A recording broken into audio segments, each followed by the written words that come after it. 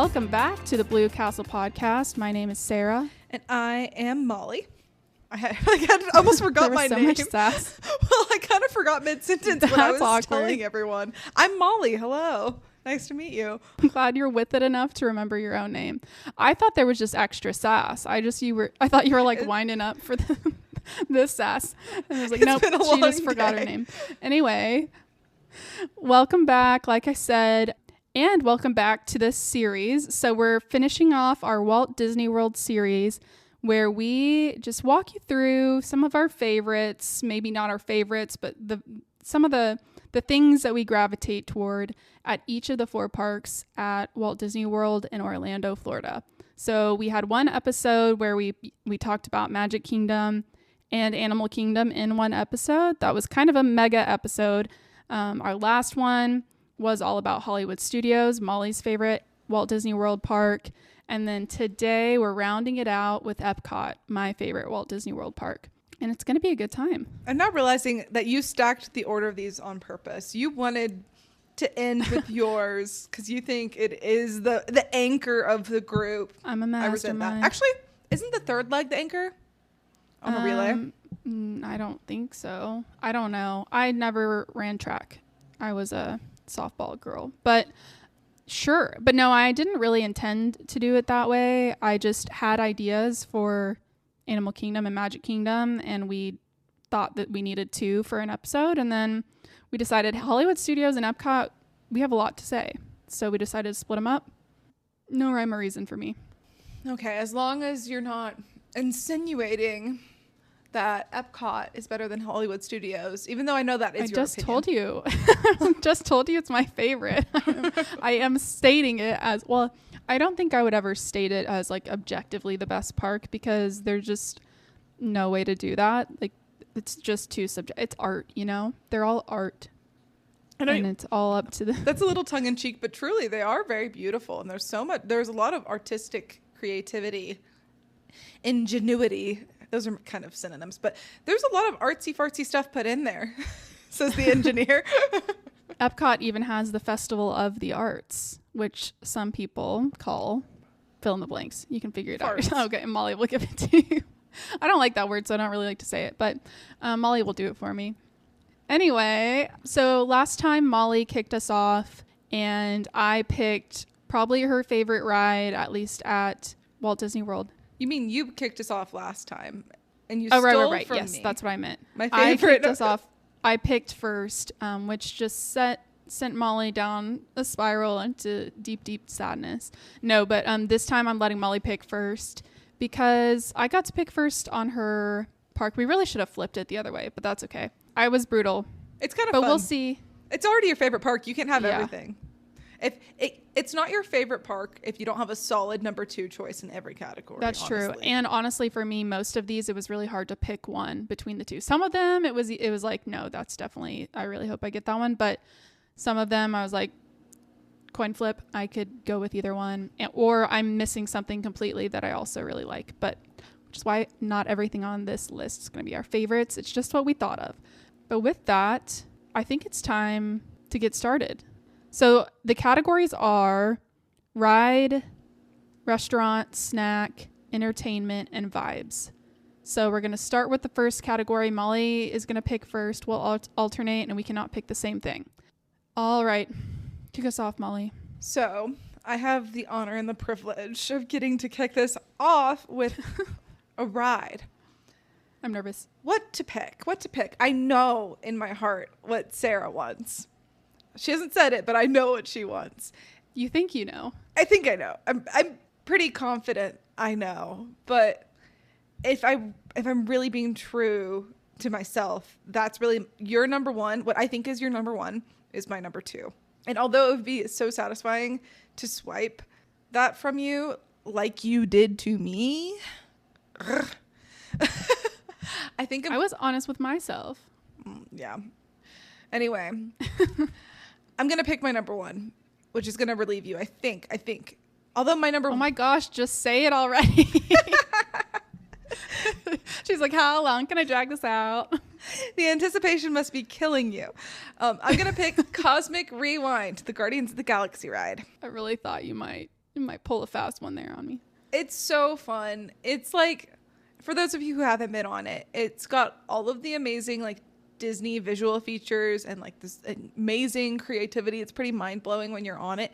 It is a roller coaster, and I would say it's like medium intensity. There's not like giant drops that I remember, and you don't like go upside down, but there's a lot of like G forces, and some of those are from spinning. So like each cart, I guess, on the little train track can kind of move independently of each other.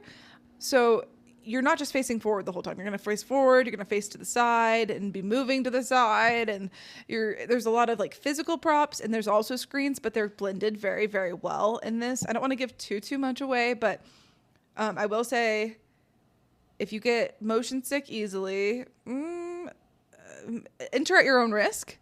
Mm-hmm. But if you just love a really good roller coaster ride and don't typically get motion sick, or even if you do typically get motion sick, it might be worth risking it. I love it.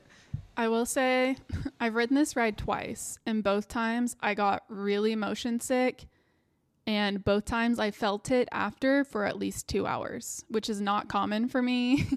And it was to the point, I don't want to scare people, because I know, like I've heard on vlogs and other podcasts, that people who have motion sickness typically have had very varied experiences on Guardians of the Galaxy Cosmic Rewind, which is a really long name, but we just call it Cosmic Rewind for the most part. But no, people have had a lot of different experiences with their motion sickness on it, but both times I've ridden it, I've wished it would stop like halfway through the ride.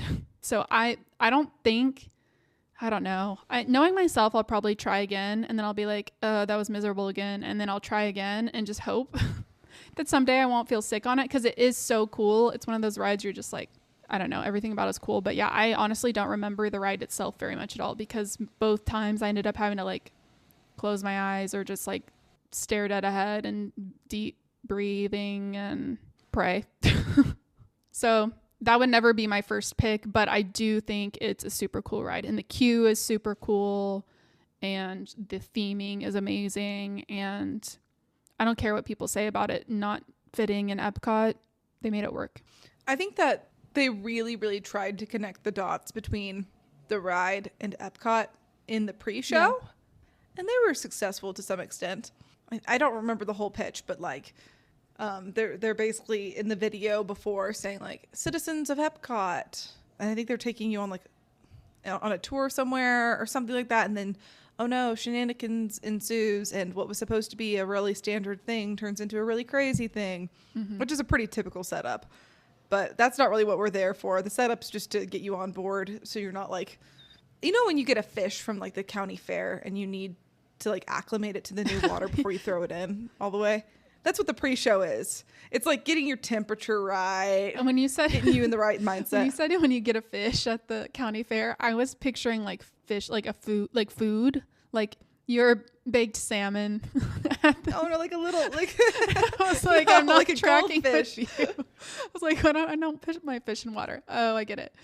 Yeah, or like, yeah, it's basically just they're trying to blend it. It would be jarring to be in Epcot and then walk into this ride about aliens in the galaxy without explaining it to you. But yeah, I think they tie it in as well as they can. Anyway, I like that ride a lot, if it didn't make me miserable. Epcot was definitely in need of like a more of a thrill ride, because before that, the most intense thing they had, I guess, was Mission Mars. But that one's really just like a dryer. Like you get thrown in a dryer, and I don't even get that motion sick, but I do on Mission Mars. Ugh. That one wasn't as bad for me as Cosmic Rewind has been. Really? Yep. That's interesting. I think there's more of a claustrophobic feeling on Mission Mars. Definitely. So maybe it's not like all the way motion sickness, but it's motion sickness mixed with claustrophobia. Anyway, that was not my pick, and there's many reasons why that's not my pick. I think there's probably like 5 people in the whole world that would pick that first out of all the other rides. Yeah, that one could go bye-bye. Bye-bye. Well, it might. I think it might be getting a facelift of some sort, or I don't know. I can't. The premise is cool. It could be really cool. It's just a little intense. Yeah. Okay, your turn. All right, my pick for ride at Epcot, which almost guaranteed is Molly's second pick, is the beautiful ride Soarin'. Soarin' Over the World. There's another version of it called Soarin' Over California. I've never done that version. I thought you were going to pick Living with the Land. I'm just kidding. There are diehard fans. Well, we roasted Living with the Land in the Unpopular Opinions episode already. So if you haven't listened to that one, go check it out. We both like it, but somebody thought that it was the best ride in like all of the world or something. We're like, excuse me, you're confused. But I digress, Sarah. So back to your real pick, Soarin'. It's fine. Okay, Soarin'. So Soarin' is basically a big screen ride, which you would think I would get kind of motion sick, but it's really calm. It's very difficult to explain, but you're basically on a bunch of these really huge, I think of them as almost like giant swings, that it's kind of just like you're hoisted up into the air. You don't feel like you're up high, but you are very high, or you can be if you're on like the top row. But I think you're supposed to be, I think it's like a simulating that you're paragliding or parasailing, something like that. Yeah, you're supposed to feel like you're flying through the air. You're truly like soaring over different scenes across the world. So I won't spoil all the different scenes, but it's just like iconic things like the Great Wall of China, or I don't know, like snow-covered mountains. Think just like the wonders of the world and just different beautiful, places in the world. And they pipe in a bunch of scents, which I love that part. It smells so good, and the smells like correlate to what you're looking at on the screen, and they blow like cold air on you. And it's very relaxing, but also like exciting and fun. And I don't think I said this before, but it's basically a giant IMAX screen. So it's kind of rounded. So it really is all consuming. Unless you're like far out on one of the edge seats or swings, whatever they're called, ride vehicle things, if you're like in the center, you can't see anything else. So I loved it. That being said, there are bad seats in the house, unfortunately. Yeah. Like if you're center height and center of the middle theater, which is, I know it's kind of confusing if you haven't been on it, but basically if you're in the seat that lines you up perfectly with the middle of like the almost IMAX screen, you're gonna have a great time. That whole thing is designed from your point of view. Yeah. If you're like on an outskirt corner, you might struggle a little bit because like the Eiffel Tower will definitely be leaning in some direction and some things will be very warped looking. Yeah, stuff gets warped for sure if you're too far to the sides. It's still fun though. I've done it both ways. It's just you're a little bit out of it, like you're not fully immersed whenever everything's warped, because you're like, haha, look, that looks funny, it's so warped, like it looks like a Dr. Seuss mountain, not a real mountain or something. But it's so fun, and I think it's a ride that gets underestimated a lot by people who have never done it before, because I feel like our family was like, sure, we'll go on that, whatever. They're like, oh, you think you like this ride? Okay, cool.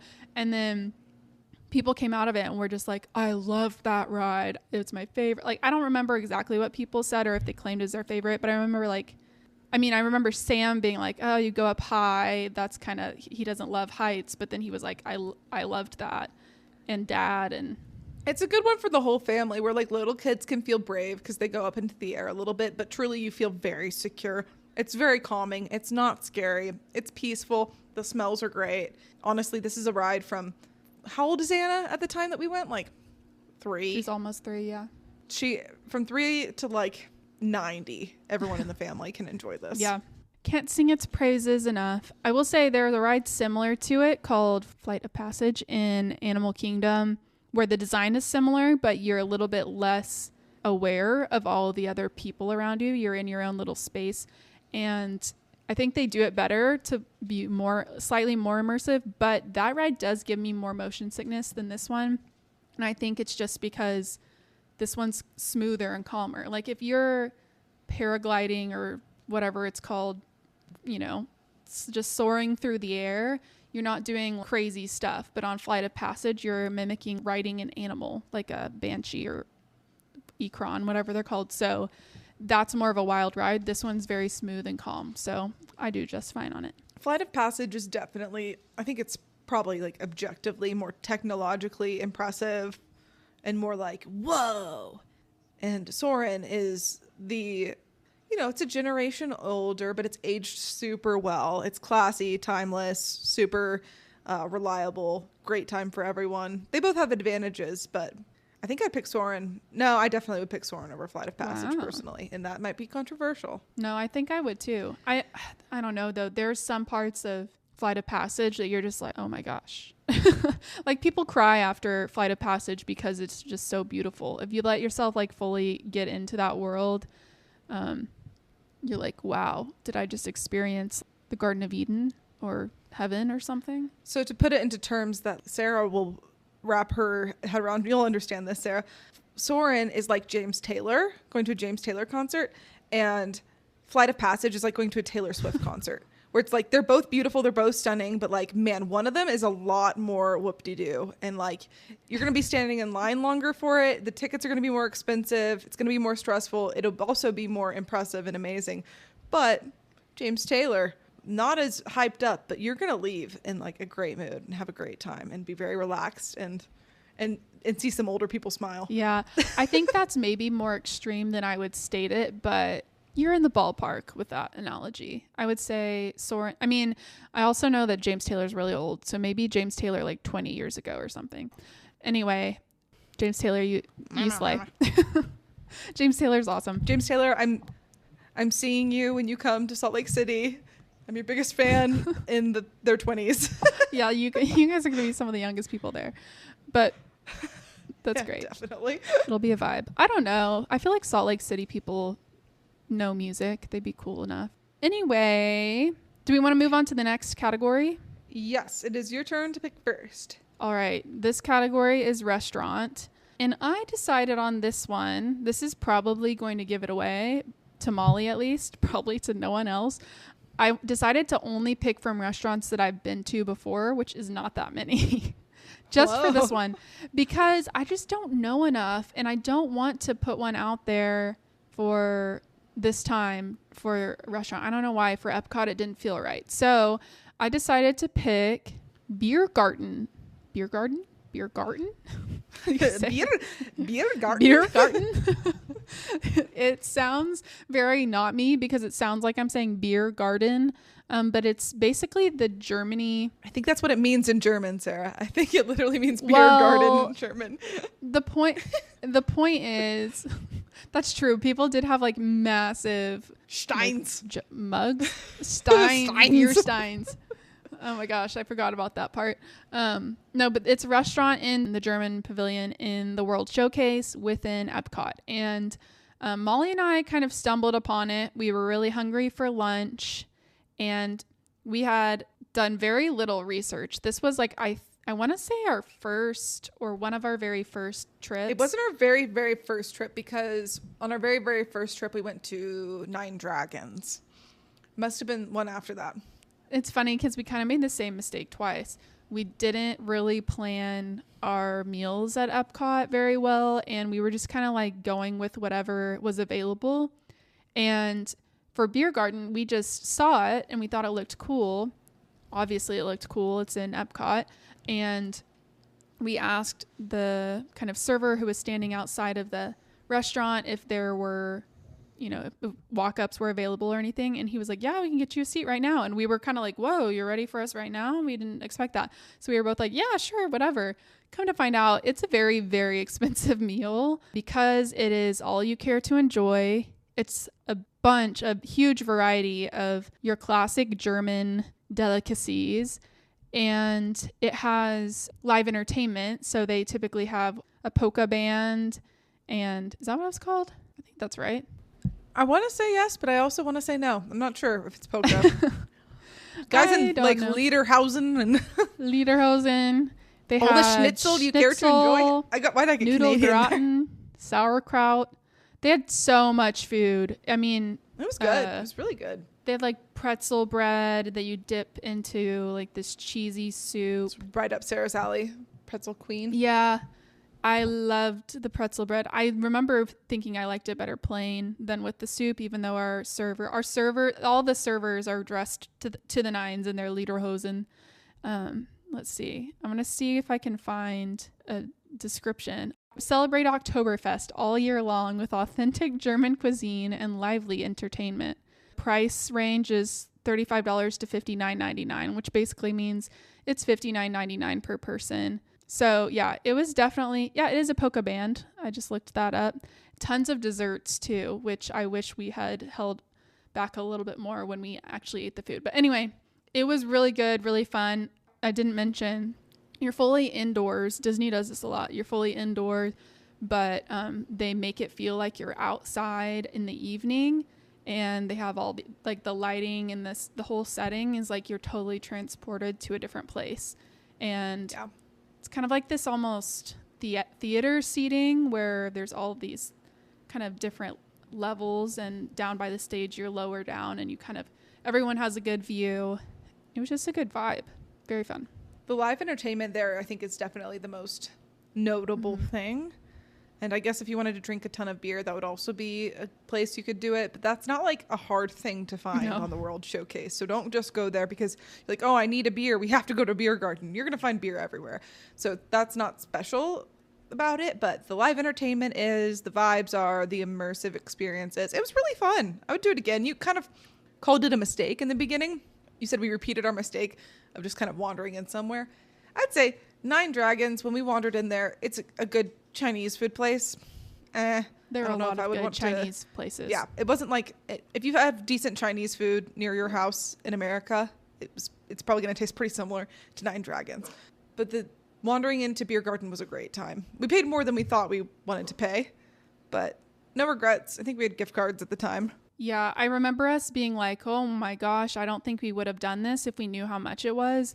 But we were kind of glad because it forced us to do something that was outside of our typical choice. And it was really good, really fun. So I highly recommend it if you're willing to spend the money. Just make sure you're very hungry. They have so much meat. In my memory, it was very meat-heavy. Sausages, schnitzels, chicken. I think they had a huge carving station, chicken, roasted if you're a carnivore, honestly, you could probably get your money's worth out of this place if you were a big meat eater. Yeah. There were a lot of sides too. There was a lot of stuff that was just so, I had no idea what it was. So there are tons of people working there. I think at the time I just wasn't in the mood to ask, but you could totally ask them what's in this? What is this? Because it's also a cultural experience. They're trying really hard to make it authentic to Germany and German food. So it's a lot of dishes. If you're American or just not from there, you probably have never seen before.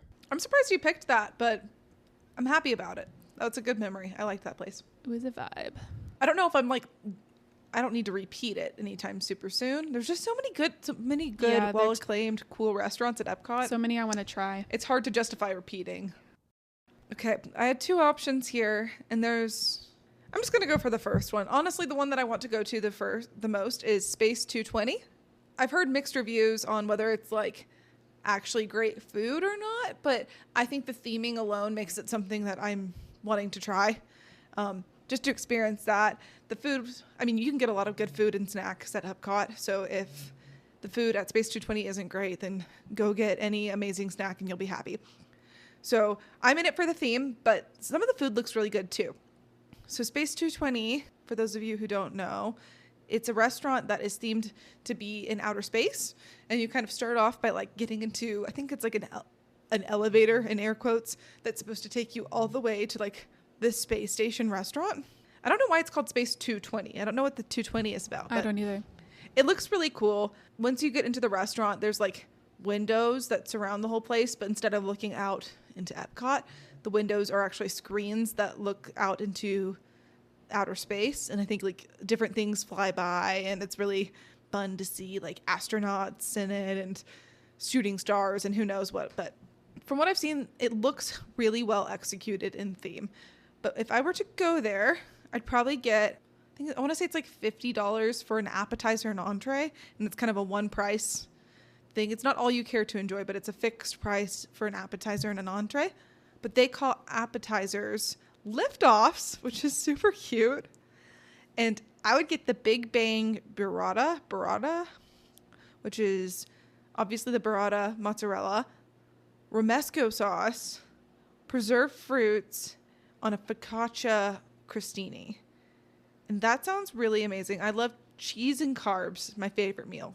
It's really hard to mess up cheese and carbs for me. It does sound good. I mean, I've never looked at their menu. I've seen like what some people have ordered, but it kind of seems like this is food from a different planet. The look of it, I think, is very artsy. Like it's definitely intentionally very pretty plating and like unique and different. I think their drinks, like their mixed drinks, their cocktails and stuff are also really different. They do some of the fun like little bubble thing that you can put on fancy drinks or whatever that like the smokes. smoke bubble or whatever. Yeah. Stuff like that. They had a lot of cool looking things on their drink menu. Honestly, I was a little underwhelmed when I was looking at their entree menu, which they call their star course. Wow. Amazing. Cute.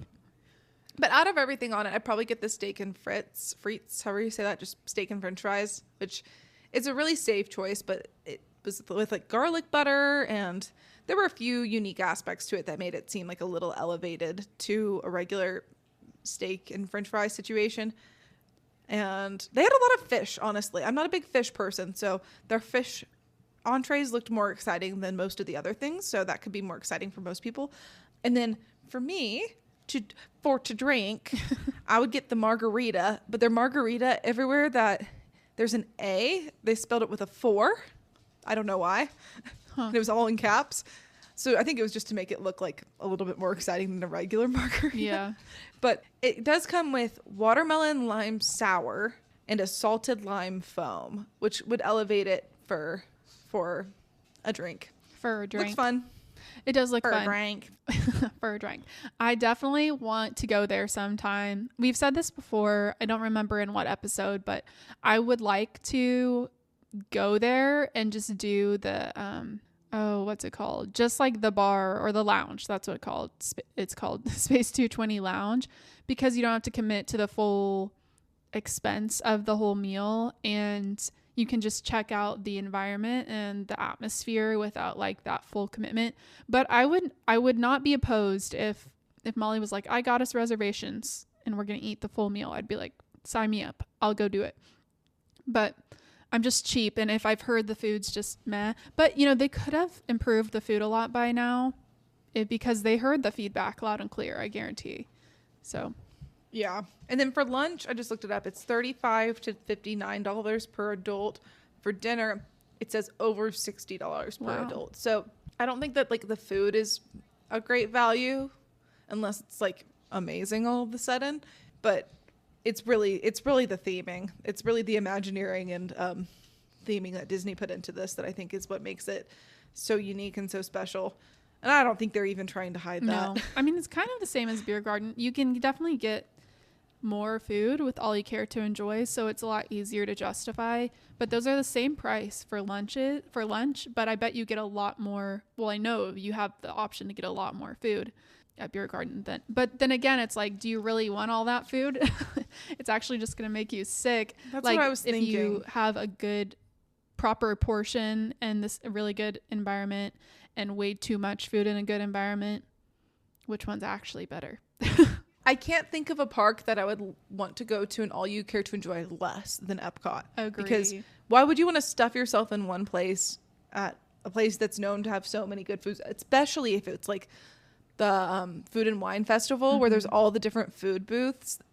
I want to taste everything when I'm there. I don't really want to gorge on any one thing. I mean, maybe for a special experience, but not usually. Yeah. For locals, I definitely see them in vlogs or whatever, just having like date night at Epcot where they go to a different restaurant there. That's been our hardest part. We've gone to, I think, literally just 2 restaurants, the Nine Dragons and Beer Garden at Epcot, because when we go, we're typically, well, I say typically, like we've gone a ton of times. I feel like we've gone maybe like 3 or 4 times in our adult lives, but like when we went in October, November time frame, we went to Food and Wine Festival. We ate around the world and we were so full and never went to a single restaurant. We just went to a bunch of booths, but we all got to try kind of the things we wanted. And that's the way to do it. And to take it one step further, we went to all those booths, and often we were splitting things, which the food sizes at those little booths are tiny little samples where it's like 3-4 bites and you're done maybe.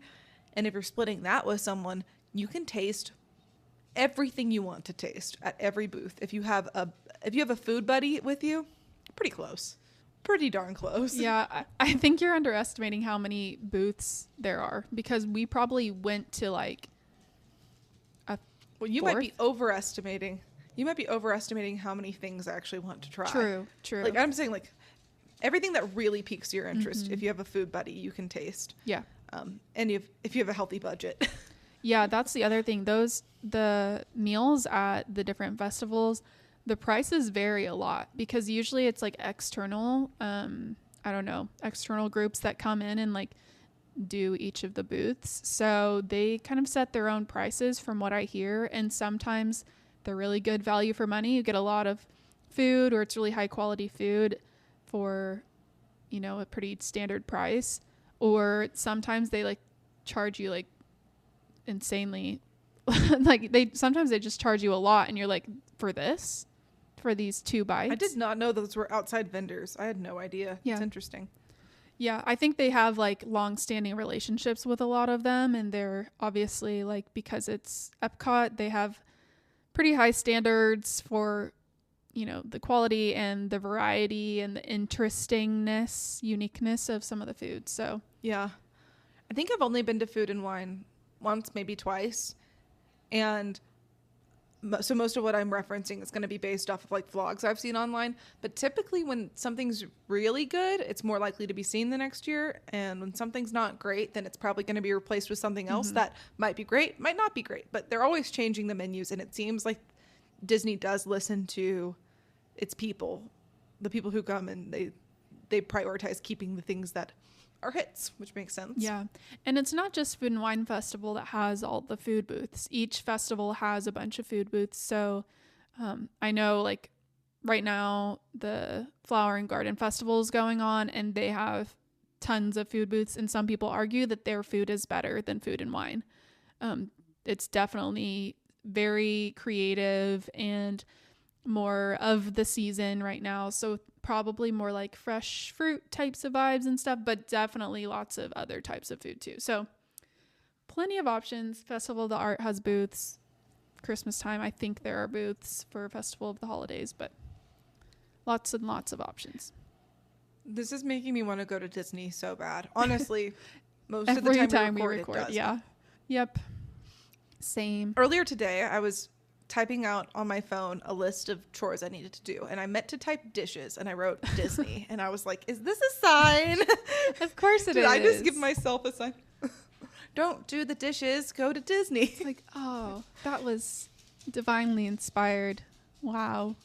By my own fingers. That wasn't manipulated at all. No, not at all. I like it. Okay. Next up is snack. One of the most exciting ones for Epcot. Do I get to go first on this? I don't remember. I do, because I just went. Yeah, you just went. Which means I went second on restaurant. Yeah, you first. Yay! So you guys get to hear me butcher the name of this, and I'm really glad I'm going first because I didn't have a backup. Croque glacé at Les Artisans de Glace. I have no idea what. I didn't take French, so if you did, please don't hold that against me. I have no idea what I'm saying, but it's basically the brioche ice cream sandwich at the little French cafe, where they basically take a scoop of ice cream and they put it between 2 homemade brioche bread pieces, and then they put it in like a panini press kind of like, and they seal it almost like an Uncrustable and they warm it up, and it sounds delicious. There, you can pick whatever ice cream you want, and so I was looking at their different options of ice cream, and I'd probably pick the caramelized pecan ice cream, which I think means that I'm an old person in my heart, but that just sounds so good to me. I didn't know this existed. I think I've heard about it like once, but yeah. Okay, I'm going to attempt to say it too, in case you had no idea what Molly said, but I don't know if I'll do any better. It's croque glacé. The way most people say it, it's just called a brioche pressed ice cream sandwich. and it looks delicious. Honestly, that's kind of rude of them to name it something fully in French and try to make the Americans sound it out. But that's so French of them. That is so French of them to want to watch us suffer through their language just to eat their yummy food. Yeah, it looks really good. I didn't know that you could try. I mean, I didn't know like anything about this, but you can pick whatever ice cream you want. Oh, you can put chocolate drizzle on it. Yeah, Oh I think you can put like caramel drizzle and maybe like strawberry. There might even be a peanut butter. Like I think there's a bunch of different options. But because I chose the caramelized pecan ice cream, I don't want to overpower that with chocolate, and it already has caramel in it. So I think that combination as is might be perfect. So wow, you really are an old person. I've seen a lot of people on vlogs talk about this as like one of their favorite simple snacks, and I don't know, it seems unique where I would never have thought to do it myself, and homemade brioche bread is delicious and sweet and yummy. Sounds like a good combo. I'll just try a bite of yours so as not to mess myself up, unless they have dairy-free options, in which case I might have to try them if they're good. Yeah, if Sarah were to order this herself, we don't need to talk about it. She'd be that sounds really good and delicious. Delish. I want to try, kind of want to try it. Slay. What's your choice? Okay, you're gonna make fun of me because, and I didn't mean to do this, but mine is very similar to what I said for Hollywood Studios, and it's kind of boring. Do you know what I'm gonna say? I'm trying to remember what you said for Hollywood Studios. Did you say? I don't remember. Okay, go ahead. I don't know. It's from Germany. I also didn't mean to do Germany twice, but it's the caramel. Did you do a pretzel again? No. It's the caramel popcorn from Germany, from the Werther's. There's like a Werther's caramel, whatever store. I don't want to say the second word of that store's name. You'll figure it out. But people pronounce it. They say it and it sounds weird. So I'm just not going to say it. Molly, you can look it up and say it if you want. But caramel gooch. Kutch. The only way that it's not weird American is if you say kutch. And even then it's like still weird. I just don't know why they named it that when knowing what it would do to us. The Germans were like, this is what it is named. Yeah. Okay, anyway, that caramel, whatever store in Germany, they look like, it smells delicious. Everyone comments on the smells in vlogs and you're like, stop taunting me. I can't smell it. And now we're talking about it. You guys can't even see it. You're literally just hearing me talk about it. So just imagine the delicious smell of caramel. So that's what I would get, is just the popcorn, and it is fresh and you can get it hot, and you can buy it like in bags that have been sitting there for a while, or you can wait in line and just get it fresh and hot, and it is delicious. My mom got it last time because she loves popcorn and she loves like kettle corn and caramel corn and stuff like that. And it's a big bag, and I think the price was pretty reasonable for how much you get. They have a bunch of other like treats and stuff in there too, which sound really good. But if we're talking snack, I want something to like munch on more so than like 3 little fancy chocolate things. I'd rather have like a big bag of popcorn with a bunch of caramel drizzled all over it. Anyway, it was delicious. And I want it. Widowy sway.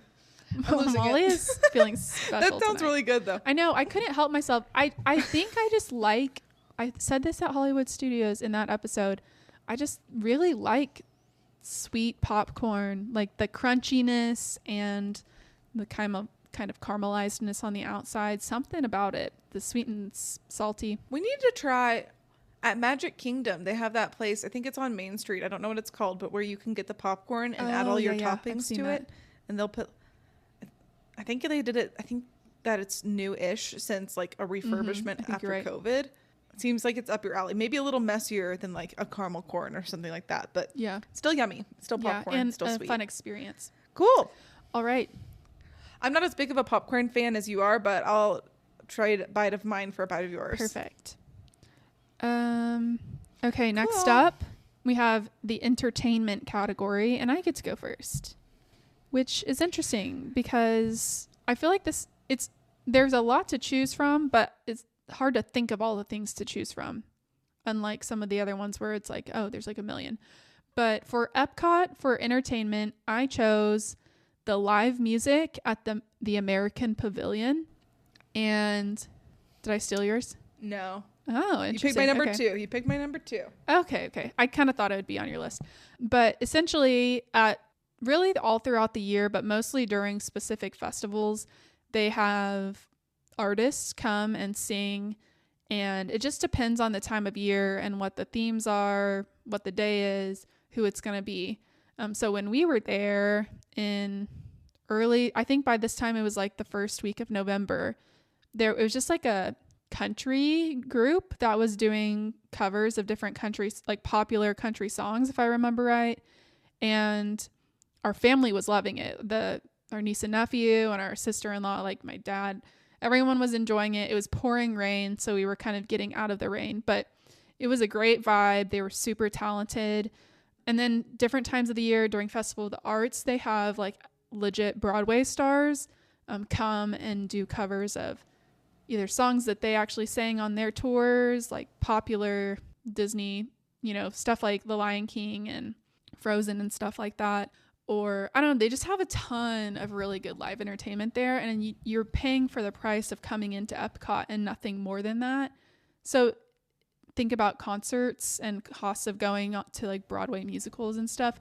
You're actually getting like really good value considering the talent you're getting to see at some of these. So, yeah. Some of them are going to be names that you don't recognize, but they're well vetted by Disney. So they're going to be very talented and very fun to watch. But sometimes they have people that like you have heard of. I know that one year they had like Boys to Men there, and I'm trying to remember. They have a lot of like Christian artists or like American Idol contestants or like The Voice. Like Mercy Me, Baha Men, and I think Baha Men, I think they sing Who Let the Dogs Out. Like they have random, they sing Who Let the Dogs Out. Like a lot of one-hit wonder or like people who like aren't just like 80s 90s popular people who like have really died down. Billy Ocean.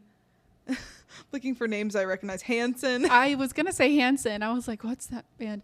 But yeah, I mean, it's a ton of good stuff. Maybe James Taylor will go there one day, honestly. I think he's still too big for that. But Ruben Studdard with Haley Reinhart. Did those names sound familiar? I told you. Yeah, American Idol. Ruben for sure. He was like the second season ever, I think. Ruben and Clay Aiken.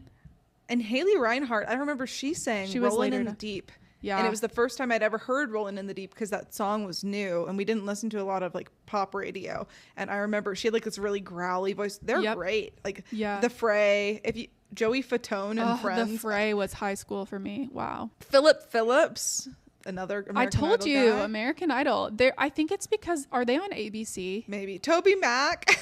There's so many. I know. I would love I'm to telling see. you. And these are just like every day these people are going to be there. I mean, not all of them, but you can look online this was the 2023 Eat to the Beat lineup. If the 2024 one, I would expect to have similar caliber. But even if you don't recognize their name, you can guarantee they're going to be wholesome, family friendly, and talented. Yeah. I will say, like, if you're planning your trip now and you don't know like which parks you're going to do what day, definitely look and see if they have the schedule and see who's performing on those certain nights, because you could totally, rework your trip to make it so that you're going to someone that you're more interested in. But like Molly said, they're all going to be good. If you're passionate about any of those names that we listed out and that's like your cup of tea, or some of those people are your cup of tea, yeah, you can look into it. Or you can just plan to go during the Eat to the Beat time frame and be guaranteed to have someone performing. It'll be a good vibe. And if you happen to recognize them and they're semi-famous, that's kind of a fun surprise. Yep. I like it. I honestly wasn't like expecting to like it or like expecting to want to hang out there, but it was just perfect timing for us with the rain and everyone just kind of getting a chance to sit and enjoy and chill. Well, the other thing is Dad didn't want to go on Cosmic Rewind at first. So he stayed with the kids, and then he decided later on that he wanted to, and we were able to go back and talk to a cast member and get him to go on Cosmic Rewind again using like the child swap system. Remember that? So Dad and I actually went back and we were on Cosmic Rewind. I was on it for the second time with him, and it started pouring rain. And that's when you guys were like, well, I think you were waiting on us anyway. Yeah. And you guys still got to watch some of the music, like a decent amount of it, I think. Because like I remember Bonnie was really liking it. I don't even remember what the music was. She'll tell us when she listens to this. But they were doing covers of like songs that she really liked that I think were kind of her childhood. But I think it's really funny that you said using the child swap system, because in that scenario, my dad was the child, like as if he needed to be babysat, right? Kind of, but he stayed with Anna. He did stay with Anna whenever everyone else went on the ride. So it wasn't untrue. Yeah. But we made it sound like we just didn't know how to use the child swap system, and they let him go on later, and which is cool because they were still doing boarding groups and all of that. So we wouldn't have gotten to go, or he wouldn't have gotten to go at all if we hadn't done that. But be a good person, and if you're going to use the child swap system, you should tell the cast member before you do it. Well, and not just hope that they're going to let you on. And to his credit, like I don't think Dad fully understood that. Well, he probably did. I think he just didn't want to do the ride, but then he heard like it's not that bad, or he just kind of was like having FOMO or something. But he also may not have understood the like child swap situation, that it was like intended for him to, he's not like, he didn't have to take one for the team to stay with the kids. Like, I think that he thought he had to take one for the team, and he already was a little nervous, so he used that as an excuse. And then later on we were saying, oh, there's a child swap thing. If we had known, we could have at least told them, and you could have had the chance to go on it again. And he was like, oh, I might have liked that. And that got us thinking, oh man, like, he actually did kind of want to go. Have to do it. Well, and I think he loved it, right? Oh, he was dancing. He was grooving. He was like... What song did you get? So I think I got September once, if that's an option. And then one time I know I got... Oh, no. It was the first time we went on it was Everybody Wants to Rule the World. Yeah, I love that one. And the second time was Disco Inferno. And that was with Dad. Burn, baby, burn. Disco Inferno. Oh, yeah. Oh, yeah. That'll be his vibe. He loved it. No, I love Everybody Wants to Rule the World. I got that one the first time, and then I got... I don't know. Is Tina Turner one of them? Maybe. I think it's a cooler experience to go on it with Everybody Wants to Rule the World, because it's not quite as fast paced. It's kind of like groovy and slow, and it kind of, I don't know, it's cooler and less intense somehow. Yeah. Wow, we really got off track. We were talking about Eat to the Beat. Conga. Gloria Estefan. That's what I was thinking of. I do not. That's the other one I got. I did not like it. I was also feeling so sick, but that's torture if you're feeling sick. I know. I was like, get me out of here. At least Everybody Wants to Rule the World is like calming and like, yeah. Okay. What are we talking about? My turn for entertainment. Yes. You just finished Eat to the Beat. Obviously, we were talking about live music. We were talking about live music. Okay, so mine, you might say it's an attraction because it's got a wait time and all that, but it's definitely entertainment. And mine is Turtle Talk with Crush. Yeah, I'll count that. It's so fun. It's not a ride. It's not a ride. It kind of shows up as like a ride and attraction. It's in the same category, which I guess the shows show up that way too. Yeah, that's why they use the word attraction, because it includes shows and rides. Yeah. Turtle Talk with Crush is super cute. If you've seen Finding Nemo, there's there's a turtle named Crush. He's like noggin dude. He's like very much surfer guy, super cool. And basically what they have is it's geared toward kids, but it's fun for everyone. You fill up a theater, and the kids, and I think sometimes adults, get to ask Crush questions. Like literally raise your hand, ask Crush a question. And there's, I don't know how they do it, through Disney Magic, obviously, something like that. Crush can actually listen to your question and answer you. So you can ask Crush questions about what it's like to be a turtle in the ocean, or you can ask Crush how babies are made. You can ask him whatever you want. And the kids do. Kids ask the weirdest things. And Crush is very, very quick on his fins. I was going to say quick on his feet, but he's quick on his fins with his answers. Very witty, funny, Crush-esque answers about, mommy turtles and daddy turtles need to teach their baby turtles about that. That's not something I should answer. Like he has really cute, fun answers. I don't know how to describe it, but if you look it up online, look up Turtle Talk with Crush and watch a couple clips and videos. They are always so funny, so cute and wholesome, and he'll have you laughing the whole time. The kids that ask the questions will also have you laughing because their questions are so funny and so cute. Yeah. They go viral a lot on social media, on like TikTok or Instagram Reels, especially like specific questions that people ask. Like parents, will record the whole thing or something and they'll post just a snippet of it. And it can be really, really funny. Usually it's like the most, like Molly said, the most like strange, uncomfortable child questions that make it a really fun experience. But it's not that big of a space. I mean, it's big enough that you can fit a decent crowd. It's not like you're waiting forever to get in there. And it's just not like crazy popular. Like everyone's just waiting to get in there. So it's pretty quick and easy to get in and out. But I like it. I didn't even think about that one, but it's a good one. What did Anna ask whenever we did Turtle Talk with Crush? Oh, she said, do you know Minnie Mouse? She was really quiet, so he couldn't hear her. So Bonnie just had to repeat her. And he was like, I think he said like, I think I've seen her before when I poked my head above the water. She had crazy ears or something like that. Yeah, I don't remember what his answer was. I was a little bit underwhelmed, but you have high hopes whenever all you see is like the really viral moments that are super funny. But he is very clever. And fun fact, on the Disney app, you can select like a Disney character to be your profile picture, and Molly picked Crush. So that's why her accent's so good, because she is Crushette. Totally.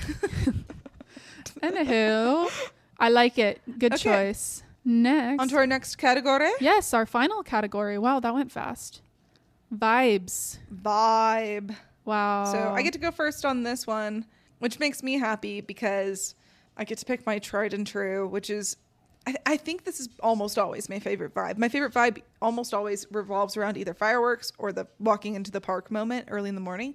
And for me, Epcot is a walking into the park moment where I picture the vibe being, you just got off the Skyliner and you're getting into the park on the World Showcase side, and you're kind of immersed immediately into the beautiful French pavilion. Maybe you're getting in line for Remy. Maybe you're going to go do Soarin' first thing. The world's your oyster. It's sunshiny and the sun is warm, and yet the morning is still cool and possibilities are endless. You have a coffee in your hand. You've had your Mickey waffles. You're good to go. Yeah, coffee in your hand, of course. That's my vibe. It's very simple, and it's almost a cop-out at this point because I'm beginning to realize I'm just a rope drop person. Not just to get to the park early for, the convenience of short lines, but also just the energy. Being in the park when it's not full yet, the energy, the possibilities. Yep. I kind of agree. I think that's my, when people say, are you a night owl or a morning person? I'm like, well, I'm kind of neither. But if I had to choose, I'd always say a morning early bird. Is that the other? Night owl, early bird. Anyway, I'd always say morning just because you kind of have like the whole day ahead of you. So you can, the world is your oyster, like you said. But we've also talked before. Well, actually, I don't want to cut this off. Is there anything else about mornings? I don't know. I feel like you set the scene really perfectly. I will say there's something extra magical about just gliding in on that Skyliner, and it's like you levitated there. It's just so like it's such a different experience than getting on and off a bus, or we've never stayed at a park and then been able to walk to it, so maybe that's a whole nother level of magic.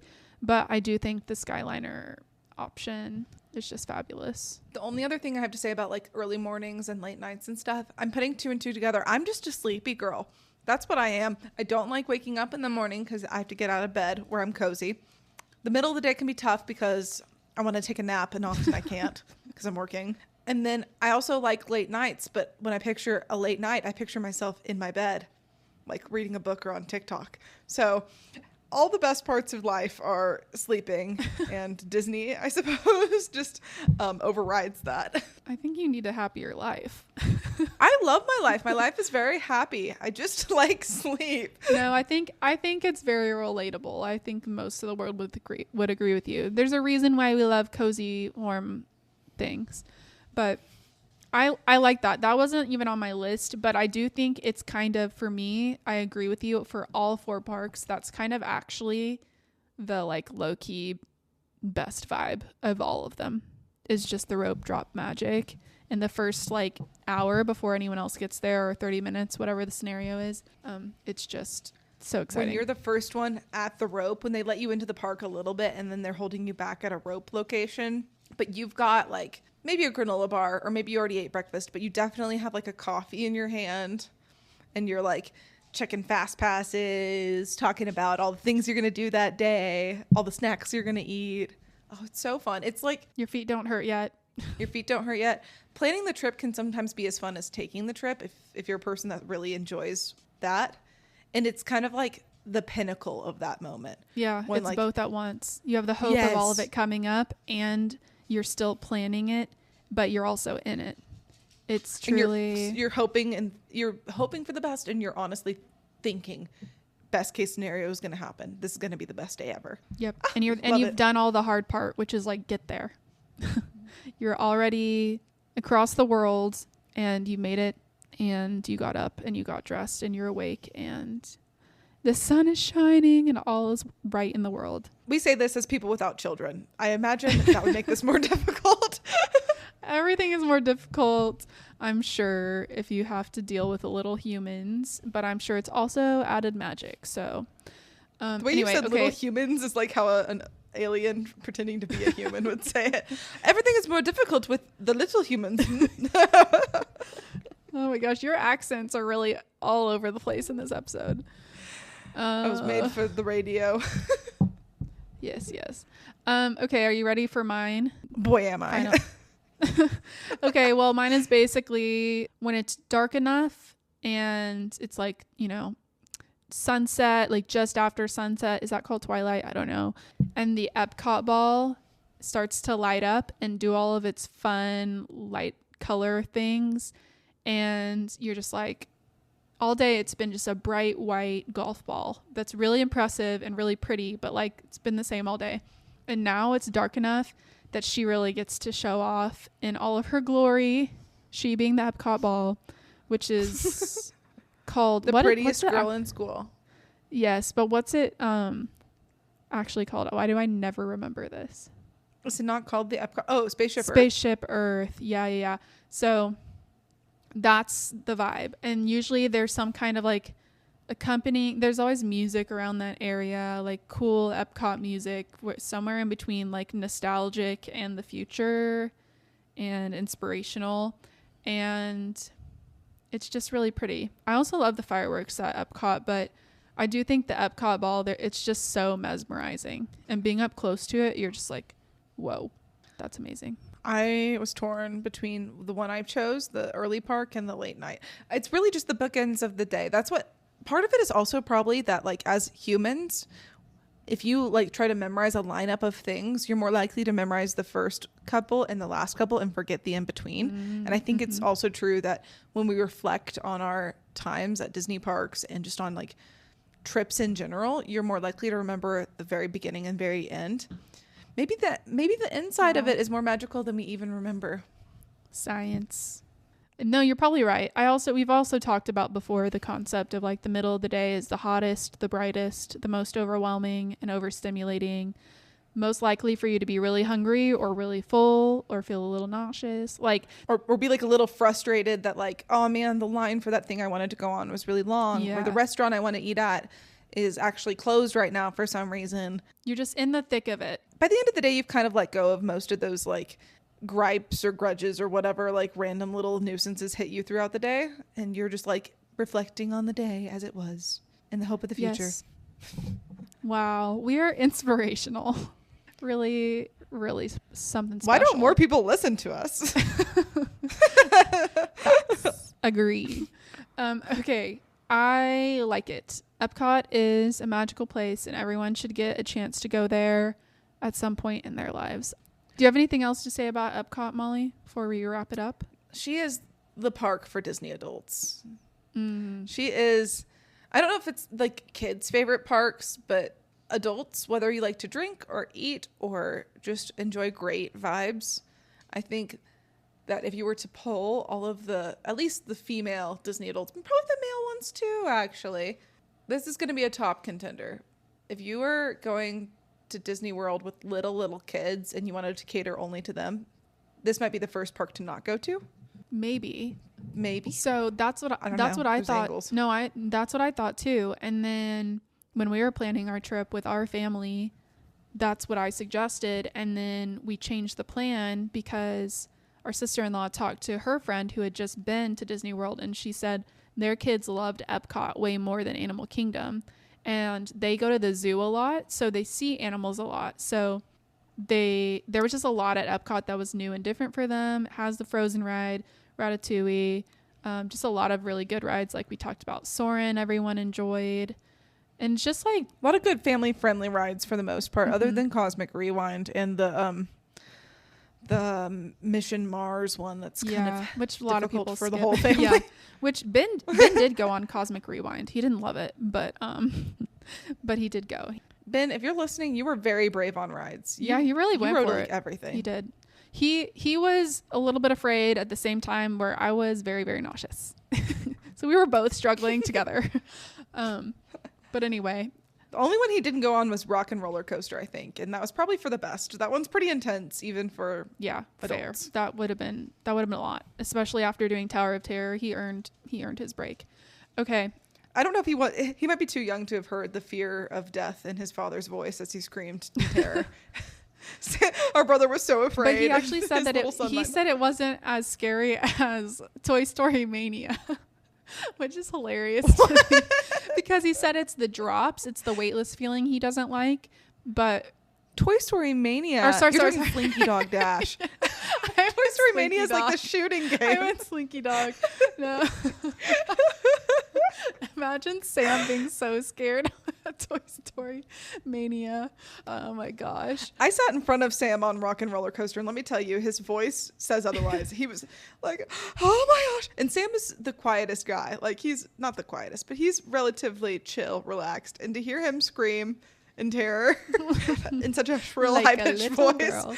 Well, he does have like a smartwatch that was telling him his like heart rate. It was before, like, we were just standing there in line for a long time, and his heart rate was going crazy before, like, there was no reason it should have been going crazy other than just terror. But he did it. Good job. Good job, Sam, if you're out there, if you're listening. Even though Sarah just said you sounded like a little girl. I just added that to emphasize what you were talking about. I didn't hear you scream. Well, I probably did. I just don't remember. But anyway, all of that to say, kids can go to Epcot and have a blast. That was really the point.